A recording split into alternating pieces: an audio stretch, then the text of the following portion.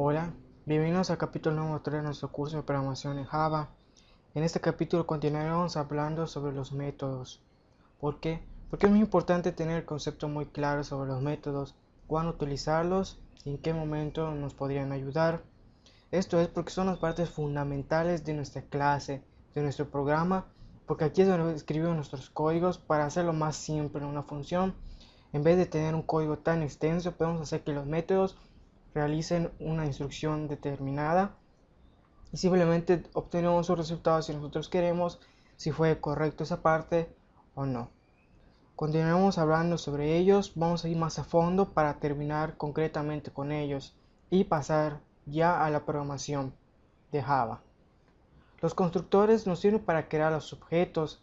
En ellos se determina si nosotros vamos a recibir un parámetro o más bien un valor si nosotros lo queremos llamar así para inicializar o para iniciar nuestra clase. En este caso, si recordamos nuestra clase métodos, yo creé dos métodos no nulos para recibir un valor entero y un valor flotante.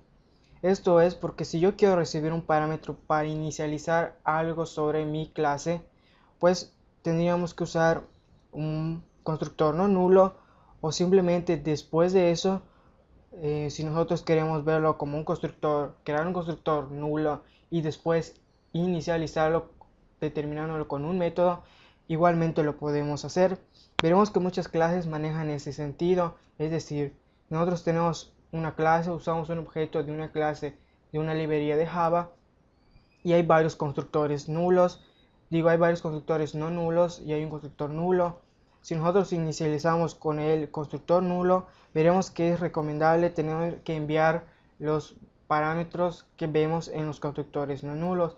Es decir, si tenemos una clase X que pide un valor de X y Y, por ejemplo, para dibujar un rectángulo, entonces tendríamos que crearlo. Si nosotros creamos con el constructor nulo, tendríamos que enviar esos parámetros X y Y. A diferencia si nosotros utilizamos el constructor no nulo que tiene establecido recibir el parámetro X y Y, pues sería un poco más simple. Pero siempre dependiendo de cómo nosotros lo vamos a usar, cómo nosotros lo vamos a manejar. Como ya hemos mencionado, los constructores nulos solo puede existir uno debido a que no puede haber más.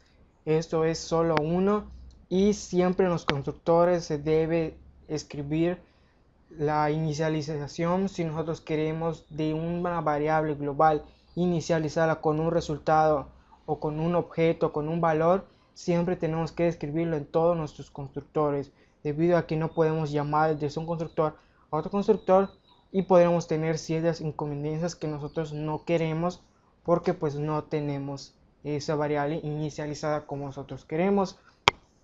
Y tampoco es recomendable enviar, una vez creado el objeto, enviar las variables para inicializarse, porque no es lo más óptimo. Solo las variables fundamentales debemos inicializarlas desde los constructores. Las variables que no son muy necesarias o que podemos pasar por alto, entonces sí podemos enviarlo desde un método de usuario. Los métodos de usuario podemos hacerlo ya sea hablando del mismo método de usuario dentro de él, sea de una manera recíproca, o llamarlo llamar desde otro método de usuario para obtener X resultado que nosotros necesitamos en ese momento para poder realizarlo de una mejor manera. Por lo general siempre hay un método donde nosotros estipulamos que se debe inicializar o siempre que debemos de pedir, porque recordemos que si nosotros necesitamos que una variable esté inicializada, necesitamos un valor de inicio y nosotros no se lo damos, podemos entrar en conflicto con ello. Y si también no lo tomamos en cuenta, pues surgirán varios errores, porque recordemos que pues puede existir miles de formas si nosotros no determinamos cómo vamos a recibir esas variables y qué hacer en esos casos. Bueno, un método de usuario siempre debe tener un tipo de respuesta, ya sea un void, ya sea un entero, un flotante, un double, cualquier tipo de dato primitivo. E igualmente se puede recibir un objeto de una clase, no la clase, un objeto de la clase que nosotros estemos especificando, es decir, que nosotros creamos nuestra propia clase y deseamos que sea eso de retorno. Eso más adelante lo vamos a ver cuando veamos ejemplos sobre cómo recibir objetos y ya no datos primitivos. En un caso de que sea un void, no es necesario escribir un return. Si es necesario cuando hablamos de diferente de void. Ahí así solo podemos escribir un return, y recordemos que tiene a fuerza que haber un return, porque en algunos casos pues podemos utilizar una condición donde si es verdadero retorne algo y si es falso retorne algo. Mayormente nuestros IDE, nuestros editores nos señalarán que no hay un return adecuado, es decir, que si existen dos caminos para salir, no hay un return en ambos.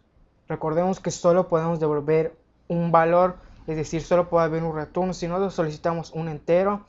Aunque tengamos 5 enteros que regresar de ese método, solo podemos regresar uno de ellos, porque así lo manejamos.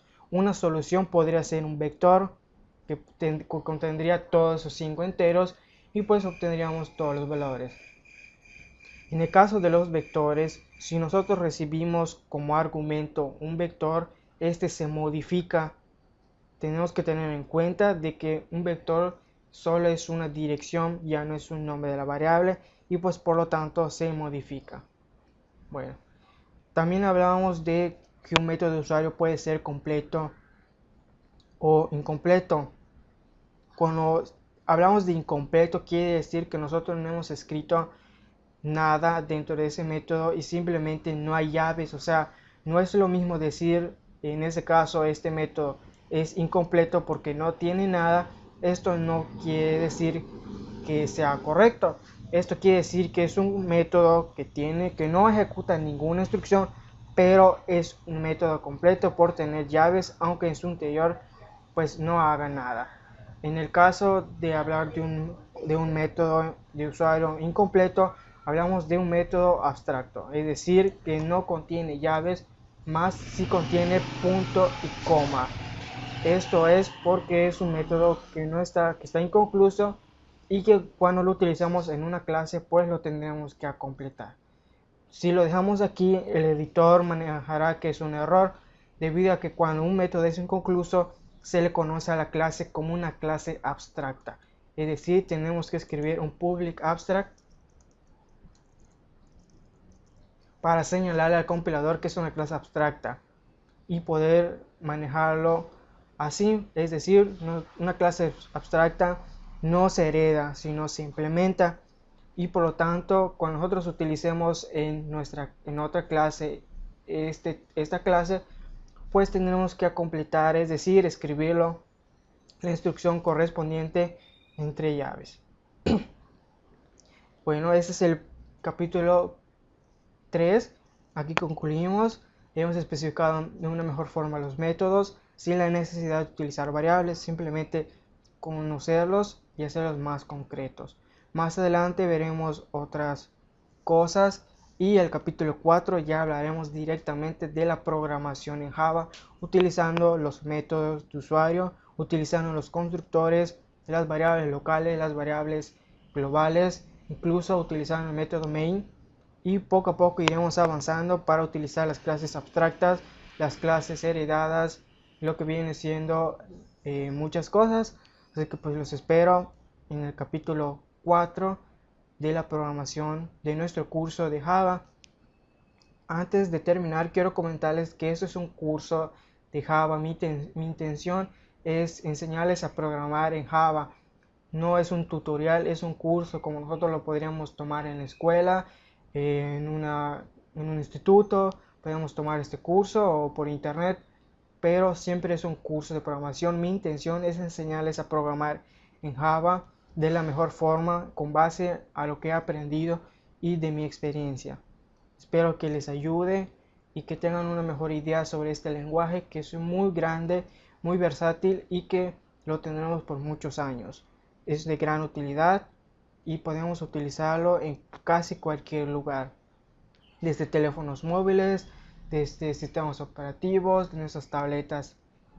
Y siempre tenemos el mismo concepto, porque muchos lenguajes de programación son muy similares a Java. Entonces tenemos una gran ayuda. Si nosotros, por ejemplo, queremos programar en Android, si nosotros queremos programar en BlackBerry, nosotros queremos programar en C#, pues tenemos una idea muy amplia debido a que son muy similares, solo cambian en algunos códigos. Espero que los haya ayudado y los espero en el cuarto capítulo.